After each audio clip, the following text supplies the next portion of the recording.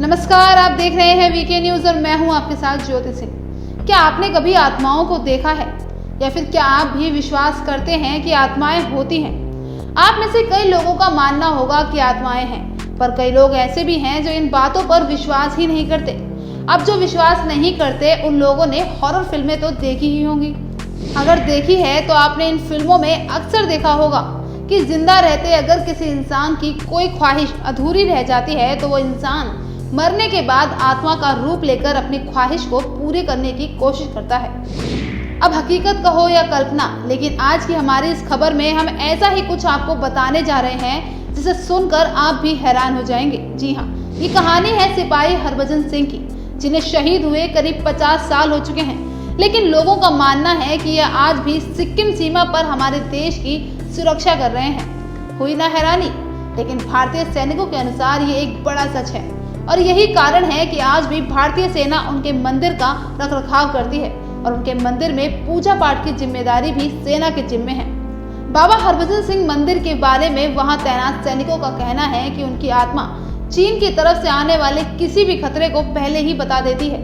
इसके अलावा अगर भारतीय सैनिकों को चीन के सैनिकों का कोई भी मूवमेंट पसंद नहीं आता तो वो चीनी सैनिकों को भी पहले ही बता देते हैं। सिर्फ भारतीय ही नहीं, चीनी सैनिकों को भी बाबा हरभजन सिंह पर पूरा यकीन है। इसलिए भारत और चीन के बीच होने वाली हर फ्लैग मीटिंग में बाबा हरभजन सिंह के नाम की खाली कुर्सी लगाई जाती है ताकि वो मीटिंग अटेंड कर सकें। अब आप सोच रहे होंगे कि आखिर कौन है ये हरभजन सिंह बाबा और क्यों लोगों को ऐसा लगता है कि उनकी आत्मा हमारे देश की रक्षा कर रही है। तो चलिए आपको बताते हैं कि क्या है पूरा मामला। दरअसल हरभजन सिंह साल 1966 में 24वीं पंजाब रेजिमेंट में बतौर जवान भर्ती हुए थे, लेकिन सेना को केवल 2 साल की सेवा देने के बाद ही साल 1968 में सिक्किम में तैनाती के दौरान एक हादसे में मारे गए। इस मामले में सेना के जवानों का कहना है कि एक दिन जब वो खच्चर पर बैठकर नदी पार कर रहे थे तभी खच्चर सहित हरभजन सिंह भी नदी में बह गए। नदी में बहकर उनका शव काफी आगे निकल गया। ऐसा कहा जाता है कि 2 दिन की तलाशी के बावजूद भी जब उनका शव नहीं मिला तब उन्होंने खुद ही अपने एक साथी सैनिक के सपने में आकर अपनी शव वाली जगह बताई। सुबह उस सैनिक ने अपने साथियों को हरभजन वाले सपने के बारे में बताया और जब सैनिक सपने में बताई जगह पर पहुंचे तो वहां हरभजन का शव पड़ा हुआ था। बाद में पूरा राजकीय सम्मान के साथ हरभजन का अंतिम संस्कार किया गया। हरभजन सिंह के इस चमत्कार के बाद साथी सैनिकों ने उनके बंकर को एक मंदिर का रूप दे दिया। हालांकि बाद में सेना की ओर से उनके लिए एक भव्य मंदिर का निर्माण किया गया जो कि बाबा हरभजन सिंह मंदिर के नाम से जाना जाता है। मंदिर में बाबा का एक कमरा भी है जिसमें हर दिन सफाई करके बिस्तर लगाए जाते हैं।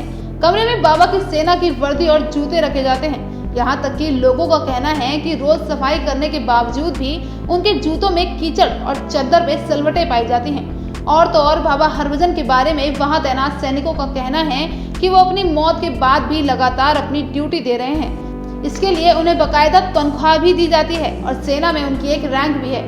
यही नहीं, कुछ साल पहले तक उन्हें 2 महीने की छुट्टी पर भी पंजाब में उनके गांव भी भेजा जाता था।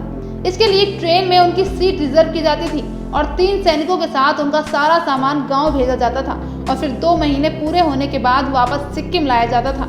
वहीं कुछ लोगों की ओर से जब इस मामले पर आपत्ति दर्ज कराई गई तो सेना ने बाबा को छुट्टी पर भेजना बंद कर दिया।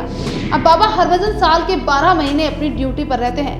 फिलहाल हरभजन बाबा की ये कहानी आपको कैसी लगी हमें कमेंट बॉक्स में जरूर बताएं और अगर आपको ये वीडियो पसंद आया हो तो वीडियो को लाइक जरूर करें और चैनल को सब्सक्राइब करना ना भूलें। धन्यवाद।